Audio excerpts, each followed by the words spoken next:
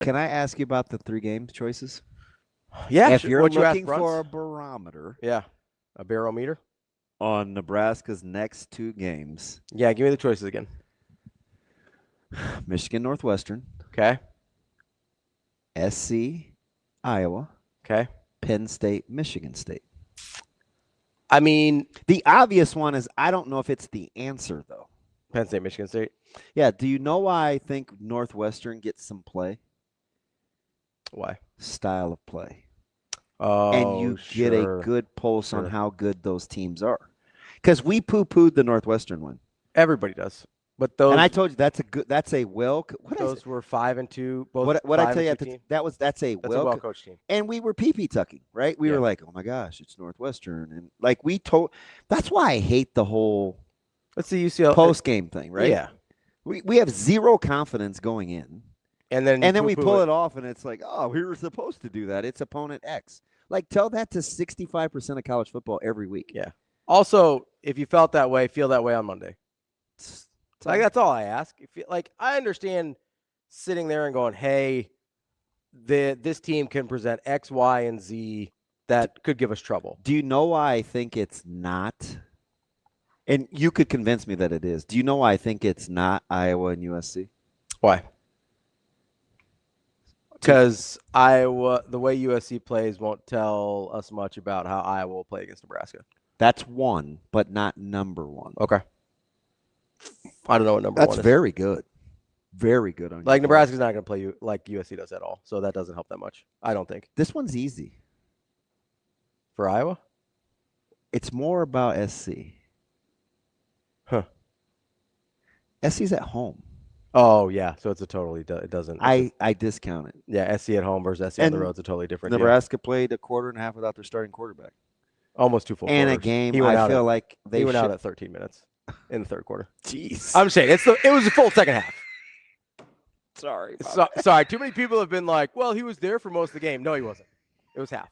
Dude. I think it was the ability to keep quiet receipts is unparalleled. I think it was like 13-22, but whatever. I mean, you have PTSD. Like, it's just me. Like, you don't have to be so. I'm just not. Listen, here's the problem. It's not a you thing. The problem is if you say it and other people already think that, even though I know you don't think that, then they'll think they're right. Okay. Fair. So I have to go get it to make sure they know that you are not validating them. So, and I'll give a case for or against. So that's my case against Iowa USC. I'll give you my case against Penn State, Michigan State, even though we play Penn State next. So my case for Penn State, Michigan State is I do want to see where they're at mentally after the near miss at Indiana. Do you think you can tell against a team that may be playing for their coach's job? I don't know. Okay. So that's the hard part about Penn State. I've been thinking about this all week, right? Because you know me, I'm very weird about like, do I want this team coming off a win or a loss? Or like, I think about that too much. And as a coach and player, you're like, Ravi, that doesn't matter. And you always slap my hand about it. And that's fine. But I'm a fan, so that's how I think. I don't slap your hand. I try to pull all that hair off you have on your arms. That was rude. Well, I have none. I know. Why do you shave your arms? I don't. It looked like they were shaved. I don't shave my arms. I don't know. Got to keep watering the bamboo. Okay, hold on. All right. So I think there might be a wrong answer. I don't know if there's a right answer. Okay. So this ought to be interesting. I think for me, since both games are past, I don't feel like I get that much out of Michigan Northwestern. Because if we already agree that Northwestern is better than people give them credit for, and nobody's going to get the credit they deserve for a Northwestern win, not a lot can happen in that game that changes how I feel about that. You know what I mean? Okay. Can I go? Yeah, go ahead. I think the easy, really linear thing is to measure run game. Oh, for Michigan? And Northwestern, who was committed to it, because I think that's what you think you'll see against Penn State. Is that too pragmatic? I get that. I just don't know. I feel like since Nebraska's already played both those teams, you can take Nebraska's results versus those teams and apply it to Penn State rather than their play against each other, if that makes sense. Okay. So I think that one I learned the least about. Okay. Penn State, Michigan State, coming off the Indiana loss, I think that's the answer for me, but I don't know what I'm looking for, which makes it difficult. I don't know if I'm looking for Penn State to totally collapse and basically be giving up on the season. Do you think it would tell you more if Penn State was at home? I think based on the crowd you think you could get? I think it would tell me more if Penn State wasn't 0-for in the conference right now. But they both are. I get that, but we don't have to play Michigan State again. Okay. So Penn State being 0-for in the conference is the like elephant in the room for me. Yeah. Not like Alexander the Great's elephants, but like if they're 1-5, because there's a couple scenarios here where I feel like I would know more about Penn State. If they were already outside of bowl eligibility, right? Because if they're trying to keep their coach or playing for their coach, okay, then getting bowl eligible matters in that situation, right? I would imagine.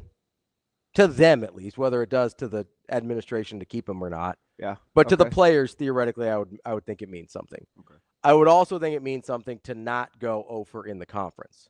So if they were either 0-7 in conference and therefore not bowl eligible, or if they were 1-5 in the conference and therefore not searching for your first Big Ten win, I would feel much more comfortable regardless of the outcome of this game. So the game that's probably the most has the most like sex appeal is the least important for how you think in Iowa USC. Yeah, I think that's the best game. I think because of USC's playing style versus Nebraska's playing style, I know almost nothing about. Like I don't learn anything about how Nebraska can beat Iowa in that game. So I think I have to go Penn State, Michigan State, but I don't exactly know what I'm looking for. I'm just hoping I'll figure it out if I see it. All right. If that makes sense. I think I'm rocking with. I'll say, what's your answer? I think I'm rocking with Michigan and Northwestern. Yeah. Because it's not about Nebraska's offense because Latif is playing. Mm-hmm. So I want to see how the run games have progressed because everybody copies Nebraska. And I think I know what I'm getting with how Penn State wants to run the ball with their duo. Mm-hmm. So I want to see how those guys play against each other. Okay. I just want to see how they, how they, not necessarily how they defend it, but what it looks like. Sure. Is it just a Nebraska? You know what I mean? Yeah. Like you want to see if Michigan has the big home runs against Northwestern the way they did against Nebraska, or if that was just a Nebraska problem. And it's the one game where they played both teams already. And I can get a pretty fair gauge on Nebraska defensively as I watch them progress this year. So offense is kind of the thing that I can't really go by because you're starting I'm starting over with TJ.